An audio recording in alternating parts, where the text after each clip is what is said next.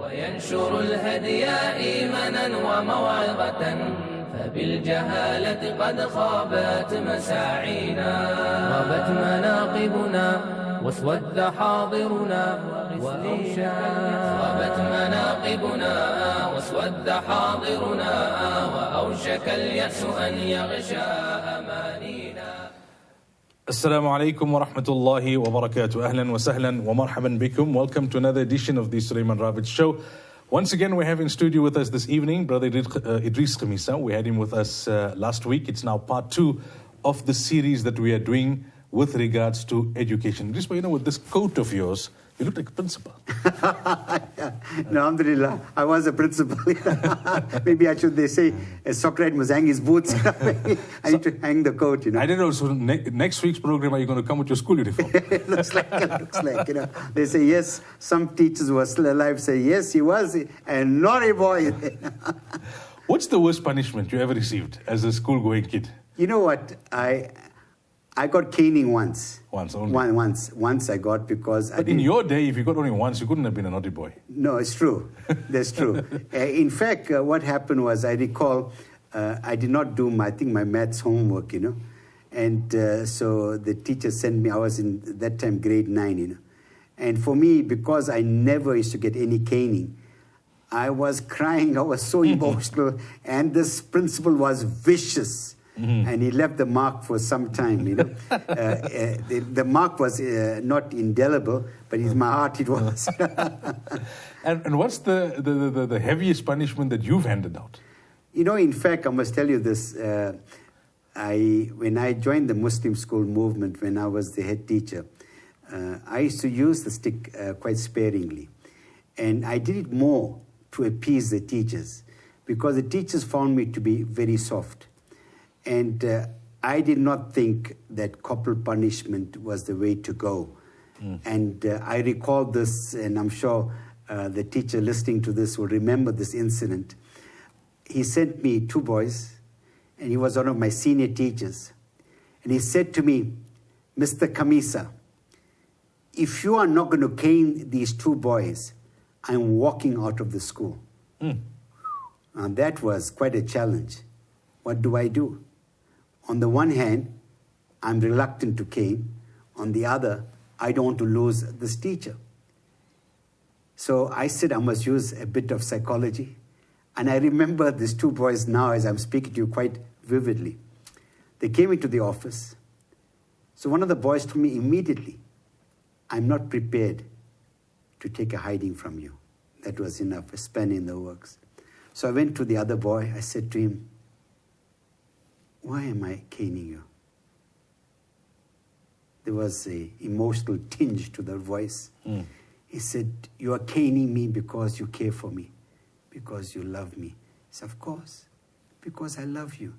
So you learn accountability. If I did not love you, I would ignore it. Mm. Just then the other boy tells me, please, cane me off. So I say, you're going to beg me now, you know. So, and that was it. And because I tried, alhamdulillah, to engage with children. I think it's important, you know, they say that you need to understand the underlying reasons why kids do what they do. Mm. And they could do it for any number of reasons. They could do it either out of revenge, to seek attention, for immediacy, for some excitement because of peer pressure, any number of things. And if you do not understand the underlying reason for that, what you are doing, you're only suppressing the symptom. Are you not doing that? And, you know, whilst you're talking about that, I also recall at a particular school, this teacher was a very strict disciplinarian, you know, they call him a martinet. He was very, very strict. In fact, it was one school, even the last day of school, even teachers feared him so much they used to continue doing work in the classroom. Not because they felt it was important, merely to comply to this particular individual. And I recall at a staff meeting, it was my first end of term meeting at the school. I just got there towards the end of the first term. And I said, I must get up and say something. I must. I said to the principal, there's a big difference between punishment and discipline. between extrinsic discipline and intrinsic discipline. When kids are quiet because they fear you, I don't like that, because deep in the hearts they resent you. But if kids are quiet in the class because they respect you, that is far better. And the staff were quite surprised that anyone would get up, because it was quite audacious of me to do that. But it was referring to his management style and leadership style. And I recall immediately after the staff meeting, he said to me, "Oh, Mr. Khamissa, you're quite a character." And you will not believe it. In 1979, there were those school protests. There were 76, 79. Yeah. And this school, although it was respected by the inspectorate, they should speak about our school. They should wax lyrical. Everything was in order. But they did not know that the staff morale was very low.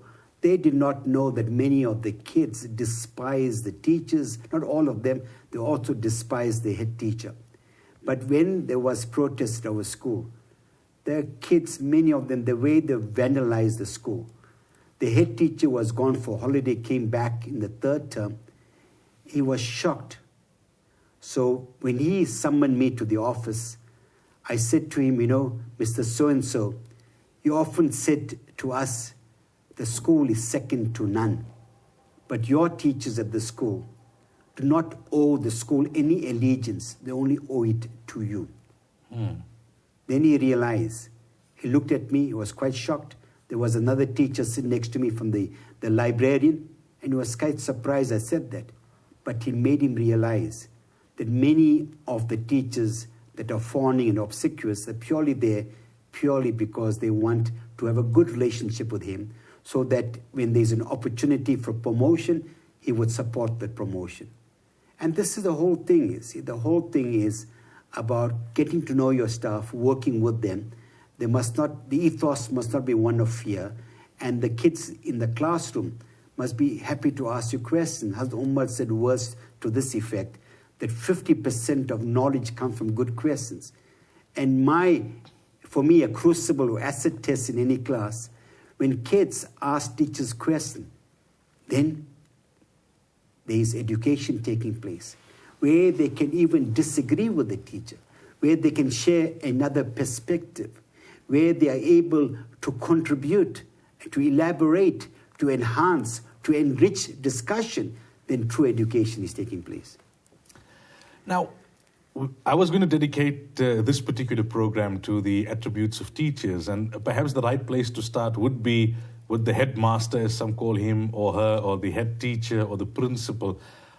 What should be the attributes of the person at the top? Is that person a bureaucrat, technocrat? Is that person's responsibility something a little different? You see, for me, the head teacher, they call him the head teacher because he's the best teacher. He's called a head teacher because he can support a teacher in the instructional objectives. He can help the teacher to understand what curriculum matters. He's a kind of person who ought to inspire, motivate. He must share with them the most recent trends in education. He must not be bureaucratic.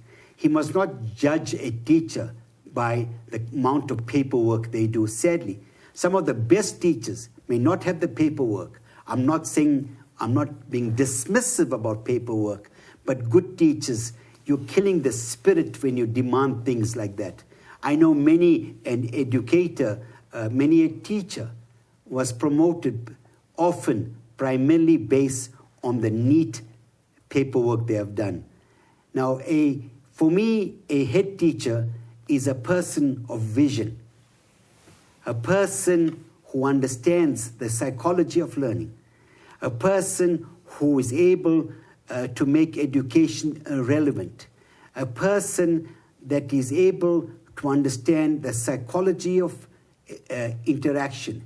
He knows each of his teachers. He's able to recognize good work wherever he sees it. He's a kind of person that is able to be encouraging, being participatory. A kind of person, if he has to come to the class, His observations are germane, they're pertinent, they're relevant. He's a kind of person that can take you to another place, a person who gets to know you, who understands your own background, who understands your own trials and tribulations, a person that shows you compassion, a person that has empathy, a person who understands that although I have not been in the class for a long time, he understands the dynamics of the modern day kid. He understands what they go through. All in all, he's supportive.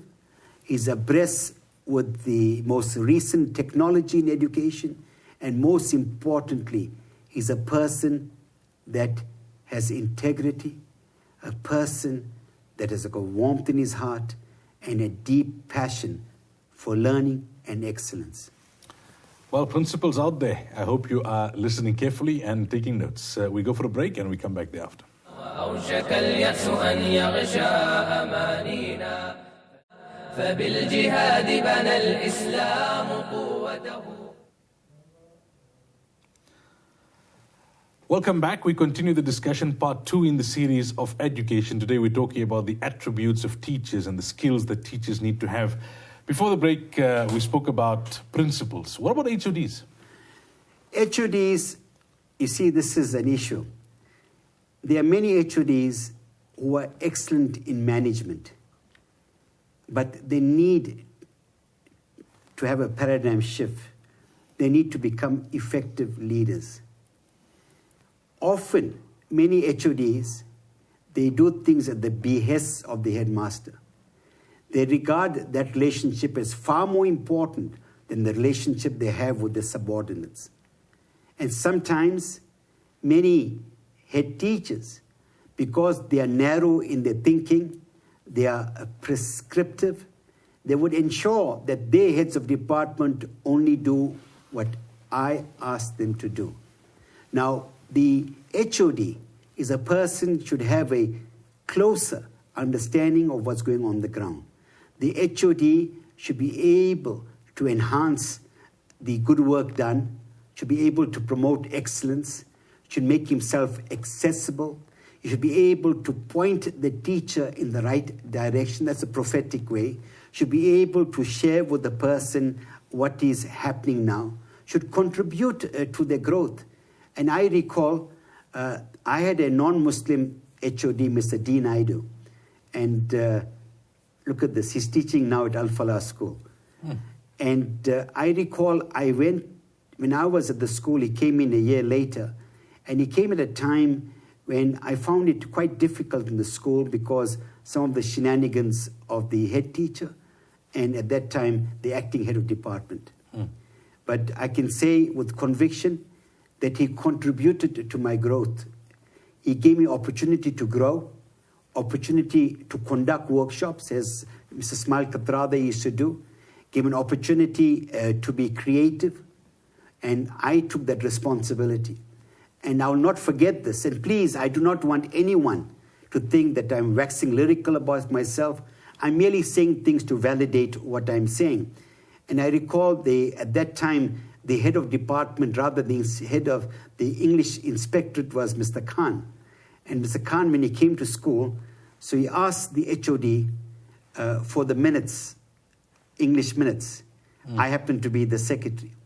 When he asked him for examples of teachers' work, he gave them mine. When he asked him examples of teachers' paperwork or record books, he gave them mine. So I felt good. If my work is going to reflect excellence, alhamdulillah, alhamdulillah. So an HOD is very important. An HOD sometimes, I had a HOD used to feel very insecure because he became an HOD.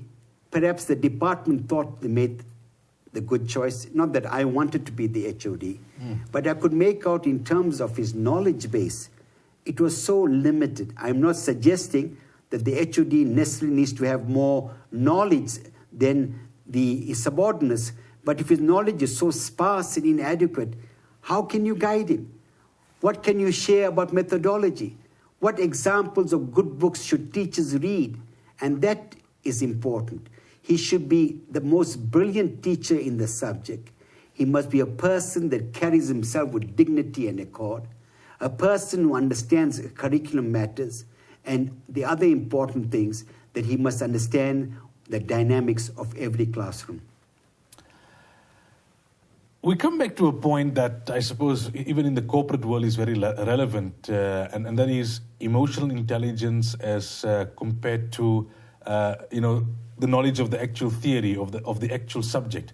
When we talk about principles and HUDs, is it more important to have the person with the right kind of character and attitude as compared to the person who is the most or the best versed, if you can put it that way, in that subject? So when it comes to a particular department, the HUD of that department, sometimes what tends to happen, okay, this teacher has been the longest teacher for the subject in this school, his students do well, make him HUD, but he may not have the character and the life skills to be able to manage people. You know what? Alhamdulillah. I'm so glad that you're referring to it. I say there is a balance. For me, it is so critical. You can have all the knowledge. You can be so self-absorbed. You could be almost like an ivory tower of learning. You are in another world, in another planet. You cut off from the day-to-day reality. And you lack emotional intelligence. You have no idea about how to work with people, to manage people, to understand their emotions, your own emotions. When you speak, there is abrasion, there is rudeness and arrogance. Then you are useless. Because remember this, when you motivate, is because you have a high EQ. High EQ, today, they say leaders with high EQs are far more effective. Daniel Coleman, the writer who coined the word EQ, is now speaking about social intelligence also, as part of it. Because to the person sitting at home, he may ask this question, Brother Edris, you are talking about EQ. What is EQ? EQ is when you are smart about your emotions. As I'm speaking to you, do I have my emotions in check? Do I know what I'm going through? When I interact with a brother, do I understand what he is going through? How do I respond to him? Do I notice that his temperature is rising? What do I do to cool it down? When I'm in a particular social context, do I know what should be my appropriate language? When I speak to brother so-and-so, who I know very well, I may speak to him in a language that is okay with him. But can I speak to a total stranger like that? No, he might find it offensive. It's about the relationship dynamics. Because if you lack the EQ, you will never be a motivator. If you lack the EQ, you'll never be able to inspire people to greater heights. If you lack the EQ, you would smack of arrogance and a lack of sensitivity. And when people do what you ask them to do, they do it out of fear, not because they love and respect you. And that is really an issue. Our Nabi Sallallahu Alaihi Wasallam EQ was perfect. He understood people. He understood where they came from. And he was able to customize every word according to each person. He knew the emotions. He knew the intellect. He knew their psychology. He knew where the spiritual self was. And that is fundamental, because when you are interacting with people, you're not interacting with an empty mind. You're interacting with a person with blood, with emotions, with pain and aspirations. And sometimes you could kill the spirit. You know, sometimes, and I say this, sometimes, Maulana, some people may come to your office not knowing what you're going to say. But when they leave the office, they feel good. They feel good because you made them feel good. Sometimes there may be an individual. In his heart, he never praises or encourages you. When he finds something wrong, he's rude and abrasive. Talks anyhow to you, and you leave despondent, and you broke the heart of a brother. Therefore, when our Nabi Sallallahu Alaihi Wasallam said, and when I read this, I cried, it's far worse to break the heart of a believer than the Kaaba. The Kaaba you can rebuild. And I say this again, may Allah forgive me. The many teachers who are under me may say, you know what, Edris is saying that. I don't think he was that type, and Allah forgive me. But I recall vividly on the last day of school when teachers used to come and say goodbye. And I should tell some of them, Allah bless you. And some of them will say to me, Allah bless you. We walk the extra proverbial mile because of your compassion, because of your acknowledgement, because you say to us, you give us self-belief. That brings joy, and that is fundamental. So the idea of EQ is fundamental. In fact, I've said this many times, even in our schools, if EQ is lacking in the curriculum, there is a major, major omission. Therefore, I am not surprised. In fact, studies have shown when couples have high EQ, they are far happier. They show a reciprocal understanding. They show more compassion. They become self-aware of their own emotions. They know, oh my gosh, these words are going to hurt her. So I would not say it that way. I would do something else. It teaches you to be dynamic. What it also does, it helps you to be creative. You get to know the other person, and you say, you know what, Maulana is very sensitive, so my approach would be different. Perhaps I call him to the office. I say, Maulana, how are you, Maulana? How are you doing, Maulana? How's the family? And I'll start off, as our Nabi Sallallahu Alaihi Wasallam reminded us, to recognize the goodness in people first before you point some of their shortcomings. Well, profound words indeed. When we come back from the break, we talk about how do you develop EQ. أوشك اليأس أن يغشى أمانينا فبالجهاد بنى الإسلام قوته. Welcome back. We continue the discussion on the attributes of teachers with Edris Khamissa. Now, EQ obviously is relevant to a principal, to HODs, but also to teachers because it's about the relationship with the student. You get those students who are very compliant. You get those who are rebellious by nature. You have those who have difficult backgrounds and difficult homes, broken homes, impoverished, homes from which they come. And you have to learn to interact with these people. You can't be like a robot, have a kind of one-size-fits-all approach with your students. The importance of it you stressed. How do you instill this as a principal in your teachers? How do you instill this at college, teachers' college, into upcoming teachers? How do you teach people emotional intelligence? You know, Maulana, it's again about leadership. You know what? The question is, how do you measure the success of any institution? A private institution is measured by its vision and mission. And you look at any school, the mission always has aspects of EQ, not necessarily, explicitly.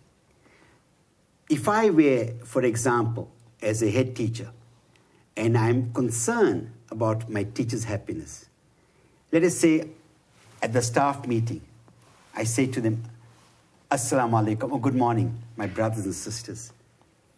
Are you happy? I hope you are. In the mornings, before school starts, I engage with each one. Then I have weekly meetings with each one, sometimes as a collective. I say, Maulana, how are you? How is your family? And when I ask the question, I really want to know. Because today, Maulana, everyone goes through so many challenges. The other day, I went to the hospital. I saw Rashid Mayat from Malik Travels, not well at all. He's in an induced coma. I went with my wife, went there.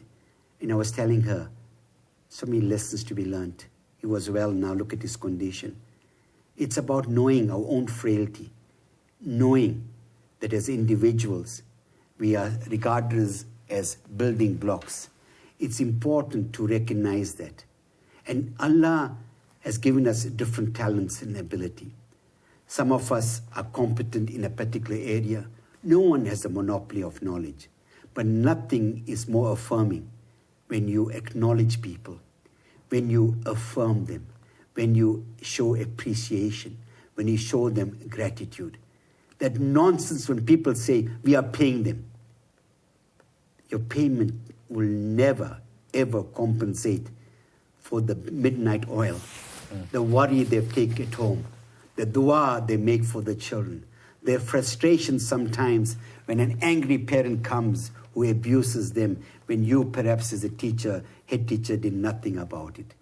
So in other words, you must be the embodiment of that EQ, the embodiment where you are able to say sorry when you've hurt someone, when you yourself are loving, caring, engaging, when you yourself walk the proverbial extra mile, where you conduct workshops on EQ, where you test the teacher's EQ, where they stand, where you try to develop that.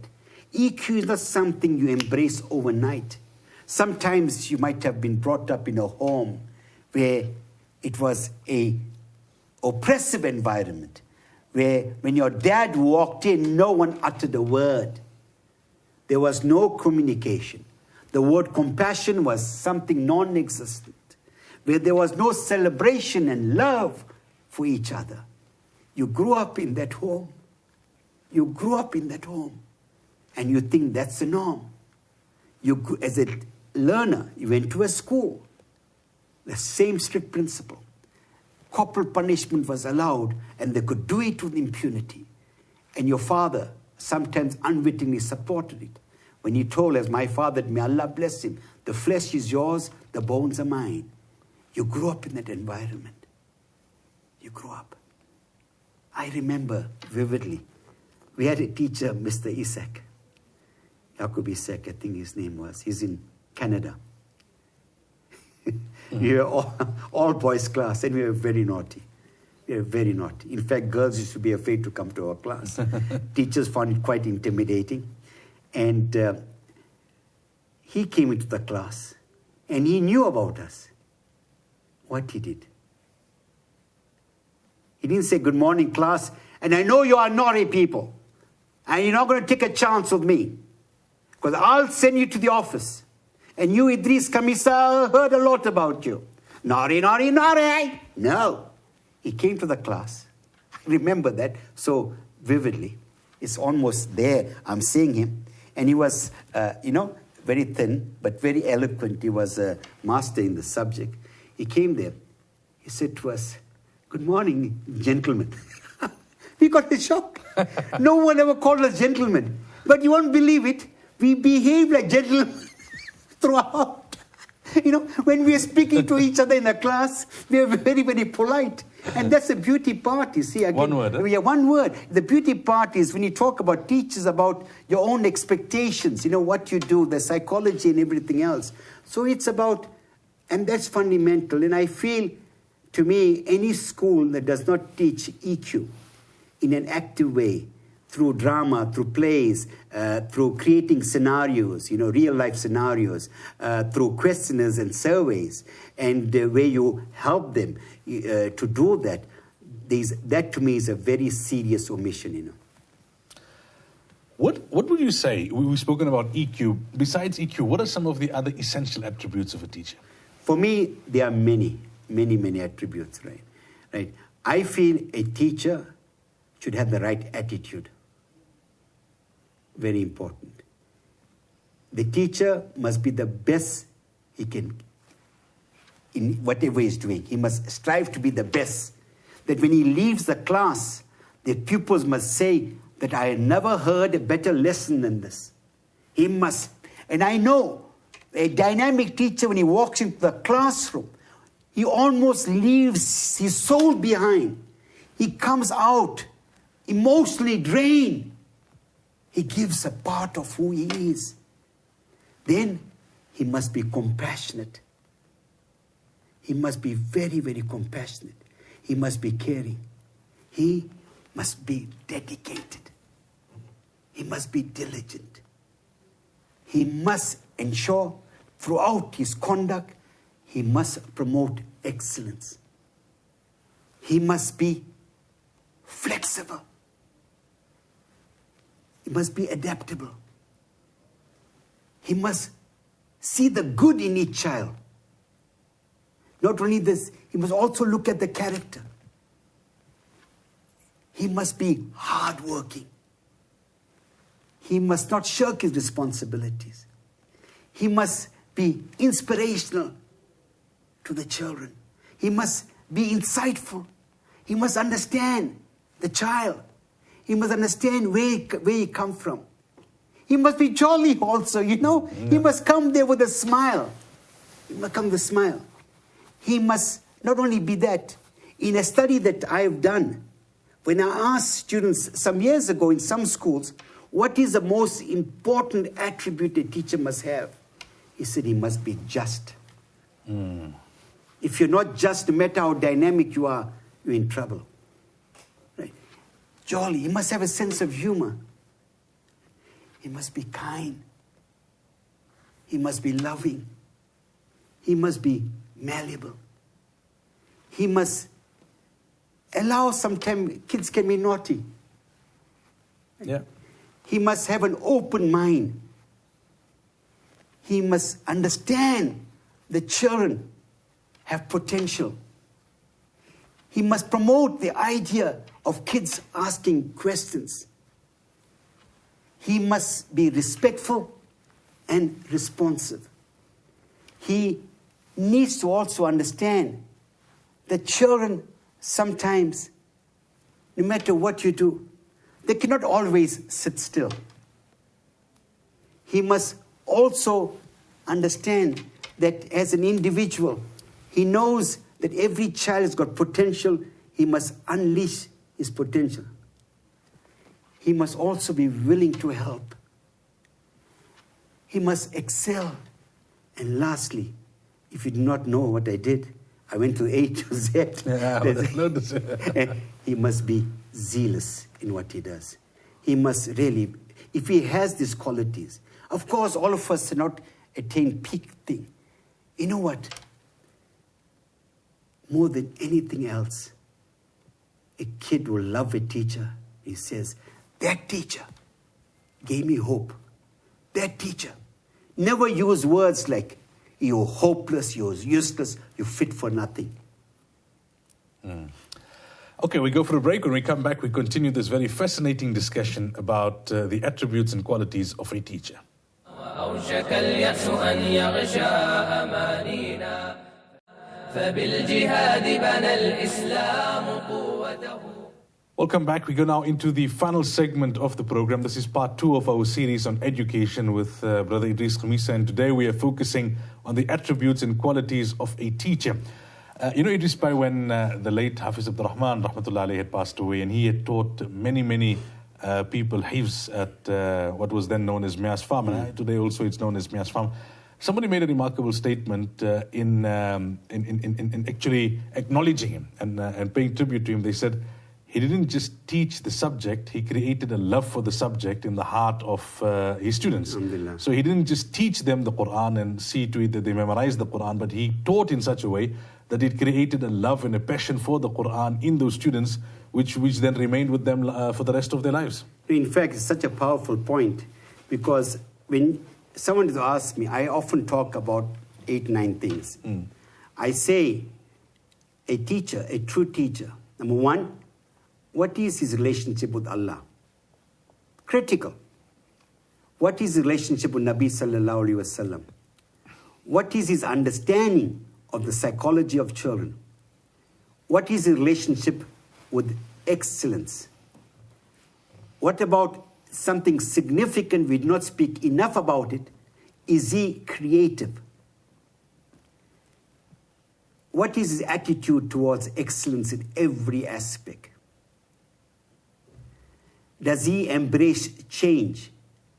And it's the important thing. You do not teach a subject, you are teaching children. I remember there was this hypothetical question almost. A person was asked this question, you're going to the new school, what are you going to teach? Look at his response. To me, such a compelling response. He said, well, I don't know what I'm going to teach. I have not met my learners yet. He understood. If your teaching does not respond to the needs and fears of your children, then what you are teaching is purely theoretical and not relevant. And I also used to say this, do not allow the curriculum to determine the children, lest the curriculum determines them. Allow your children to participate in the curriculum. They must also participate what they like to include in the curriculum. And I also say this, I learned this from my friend Farooq Hussain from Erasmia, that the teacher is not a sage on the stage, but a guide on the side. And I came across this last year before last, that if you cannot learn today, you cannot teach tomorrow. Such a powerful thing. I know of some teachers, in the early days when we were students, what worksheet or what they gave to the students 20 years ago, they give them the same worksheet, the same examination paper. I mean, what are you saying? Are you saying that the children have not changed? Are you saying the intelligence levels are different? Are the same? Hey, you know, if you are going to repeat that, you're going to get bored yourself. When you are creative, you are energized. Because in the end, how do you measure the success of a teacher? I say, if someone tells me, Mr. Khamissa, or Mudir, or whatever, Uncle Edris, whatever, your lesson changed me. It made me realize that Allah has given me talents. It made me realize the power of forgiveness. It made me realize about how I need to be more respectful towards my parents. And you find today, sadly, many of the institutions, our kids are qualified. Many of them, they're doing excellent 8, 9 A's. Allah bless them. Not all of them are showing humility. All of them, those percentage passes, has made them arrogant, made them individualistic and self-absorbed. And today, and that's the point, you see, a good school would redefine for children what is success. A good school will tell children that if you leave the world a better place, if you show compassion, if you show respect for the aged, if you go home and hug your parents, if you respect the institution of marriage, if you pray on time, if you recognize that you are not infallible, if you recognize that you are part of a plural society in this country, that you need to engage with non-Muslims. Our Nabi sallallahu alaihi wasallam came as a mercy unto all mankind. Muslims are never isolated and insular. When you are sharing this, you know what? We think, sometimes teachers get frustrated. You must not think, my beloved teachers, that you gave a motivational talk, a talk in which you teared, the kids cried, you expect immediate transformation. Sometimes much later in their life, when they are going through a watershed or crossroad in their life, suddenly that same lesson resonates. They hear the words vividly, and that is a tipping point. I shared this once. I met a Christian who was very passionate about Christianity. And I said to him, you know, what is your motivation? I want to have a conversation with him. He said to me, you will not believe this. When I was in standard 3, at that time now is grade 5, my teacher said to me that you are the product of your environment. At that time, I never understood what he meant, what was environment, what was product. But suddenly, as I became a young adult, when I looked at myself in my environment, I saw around me pimps, prostitutes, drug peddlers, and criminals. So I realized those words hit me, made me realize now it was as if that was a premonition telling me. So when I looked at my environment, I said, if I remain here, then I perhaps will embrace some of those nefarious tendencies. So what I did, I walked away. And I walked away, I began to look in my own life for what is salutary, what is something I need to do, something wholesome, therefore my love and passion for my faith. We just have about 2 minutes before we conclude this. We spoke in the previous program about where schools are going wrong in terms of educating children. Where are colleges going wrong in terms of preparing teachers to teach? I think we need to relook at the selection criteria. In fact, in Finland, if there are 500 people applying, maybe only 10% will get it. Yes, I do not want to talk about one thing. Teachers are given dignity, they're paid very, very well. They go through an aptitude test. Now, those teachers are given autonomy and independence. They're able to do curriculum matters, they're able to do research. They understand the dynamics of children, and kids do not go for extra tuition per se. In fact, they don't even get much homework. They realize less is more. So I think it's about the selection criteria, and that is fundamental. And in the selection criteria, they must have an aptitude test and an attitude test. We need to look at things like EQ. We need to look at things like excellence. We need to look at things like about change. We need to look at things like what do they understand by a dynamic curriculum. Look at how to deal, in a practical way about issues, challenges in the classroom. What is their own understanding? What is unique they will bring to the school? What kind of legacy you will leave behind? Because an important question I ask teachers: how do you like to be remembered by the head teacher, by your colleagues, by the parents of the students, and by the students? It forces you to think, isn't it? Now, then you work backwards and ask yourself, am I doing those things to ensure, inshallah, I'm doing the right things so that I would make an impact on the life of the child?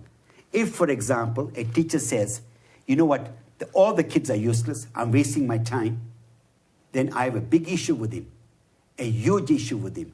In fact, I would argue that the kids are wasting the time with that individual.